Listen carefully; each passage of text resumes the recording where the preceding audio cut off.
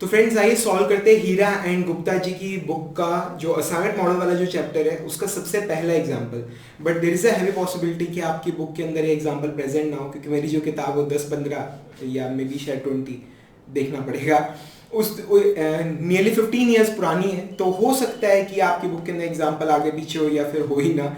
But खैर हमें तो चीज़ों को समझना है, ठीक है। तो आपके पास बेसिकली क्या है, आपके पास ये जॉब्स हैं यहाँ पर जो आपको परफॉर्म करवानी है कुछ कॉन्ट्रैक्टर्स से, ठीक है। तो आपको मतलब ये कॉस्ट मैट्रिक्स आपको दे रखा है and you have to find the assignment जिसकी मदद से जो टोटल कॉस्ट है वो आपका कम से कम बनेगा। तो कुल मिला के मैट्रिक्स आपके सामने, आपको इसको सॉल्व करना है असाइनमेंट मेथड, असाइनमेंट मॉडल्स की मदद से, ठीक है। तो आपको करना क्या होता है, स्टैंडर्ड्स है सभी प्रॉब्लम्स के अंदर। सबसे पहले आपको पहला जो स्टेप है उसमें आपको हर रो का मिनिमम एलिमेंट माइनस करके एक मैट्रिक्स बनाना है। उसके बाद फिर जो फर्स्ट स्टेप है और सेकेंड स्टेप क्या, हर कॉलम का मिनिमम जो एलिमेंट है वो माइनस करके आपको एक अगेन एक नया मैट्रिक्स बनाना है, ठीक है। That is what is known as total opportunity cost matrix. तो आइए पहले रो का जो सबसे छोटा एलिमेंट है वो माइनस करते हैं, ठीक है, और एक मैट्रिक्स तैयार करते हैं। रो का सबसे छोटा element 1 2 3 4 1 2 3 4 and this is 1 2 3 and 4, ठीक है।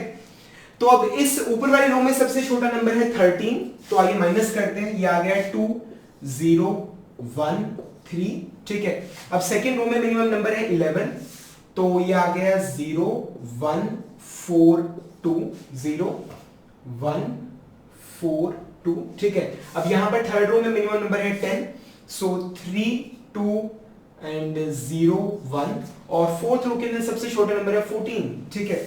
सो 1 3 0 2। तो ये हमने क्या किया, बेसिकली रो, हर रो के अंदर जो सबसे छोटा नंबर है उसे हमने माइनस कर लिया है पूरी रो में से। एज ए रिजल्ट हुआ क्या है, हर रो के अंदर जीरोस क्रिएट हो गई है। इस रो में ये 0 है, इस रो के अंदर यहां पर 0 है, इस रो में ये 0 है, इस रो में ये 0 है।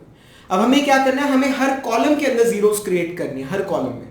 अब इस कॉलम में 0 है, इसके अंदर भी है, इसमें भी है, पर इसके अंदर नहीं है, ठीक है। तो हम कैसे क्रिएट करेंगे, हर कॉलम का जो सबसे छोटा एलिमेंट है आप पूरे कॉलम में से माइनस करोगे।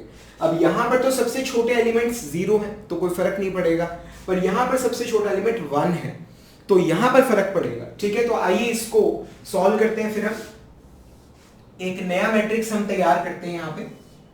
सो पहली रो, दूसरी, तीसरी और चौथी, 1 2 3 4, और ये 1 2 3 और 4, ये चीज क्लियर है। तो पहले 3 कॉलम्स ऐसे ही रहेंगे, 2 0 3 1 0 1 2 3 0 1 2 3, ठीक है। 1 4 0 0 1 4 0 0, ठीक है। अब यहां पर हम इस कॉलम में से सबसे छोटा एलिमेंट 1 माइनस कर लेंगे, सो 2 1 0 1, ठीक है। तो ये हमारा जो आ गया टोटल अपॉर्चुनिटी कॉस्ट मैट्रिक्स हमने निकाल लिया, ठीक है। अब हमें क्या करना है, अब हमें इसके अंदर असाइनमेंट देने की कोशिश करनी है।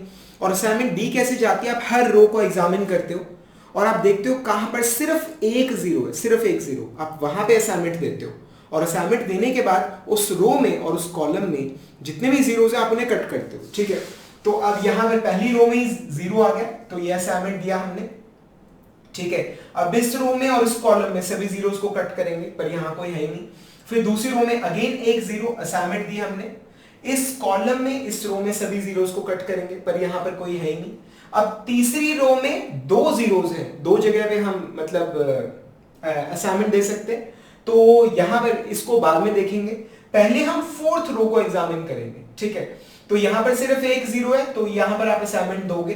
अब इस रो में और इस कॉलम के अंदर जितने भी जीरोस हैं आप उन्हें कट करोगे, तो हमने ये कट कर दिया, ठीक है। और फिर से आप रोज को चेक करोगे।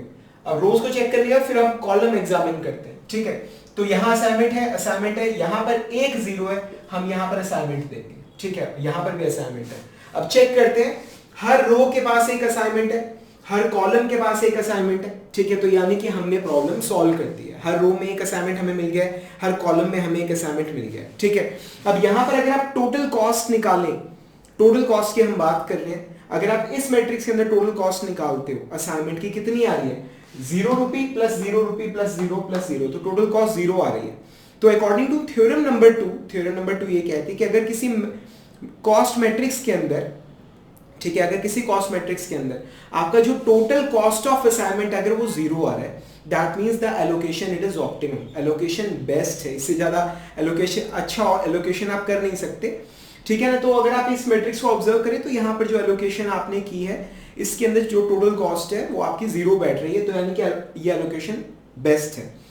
अब अकॉर्डिंग टू थ्योरम नंबर 1 क्या कहती है कि अगर आप किसी मैट्रिक्स को मॉडिफाई करके एक नया मैट्रिक्स बनाते हो, तो हमने इस मैट्रिक्स को मॉडिफाई करके ये मैट्रिक्स बनाया, ठीक है, और इसके अंदर हमने एलोकेशन फाइंड आउट की है जो बेस्ट है, जो ऑप्टिमम है, ठीक है ना।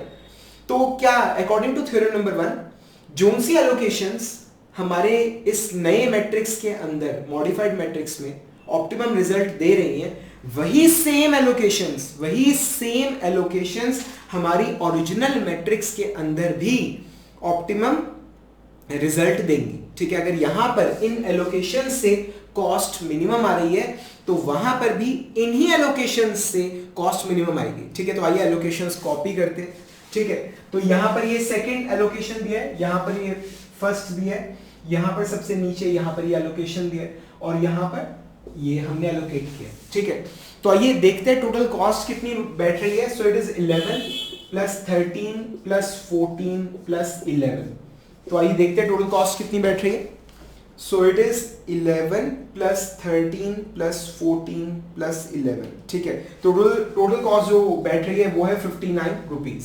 क्वेश्चन के अंदर शायद दे रखा है कि ये जो कॉस्ट है वो हंड्रेड्स में है, हंड्रेड्स में, यानी कि 15 मतलब 1500, 17 मतलब 1700। तो जो हमने टोटल कॉस्ट जो निकाली है, ठीक है, जो कम से कम जो कॉस्ट है दैट इज 4900। समझ आ रहा है? So friends that's how we solve this such a simple problem.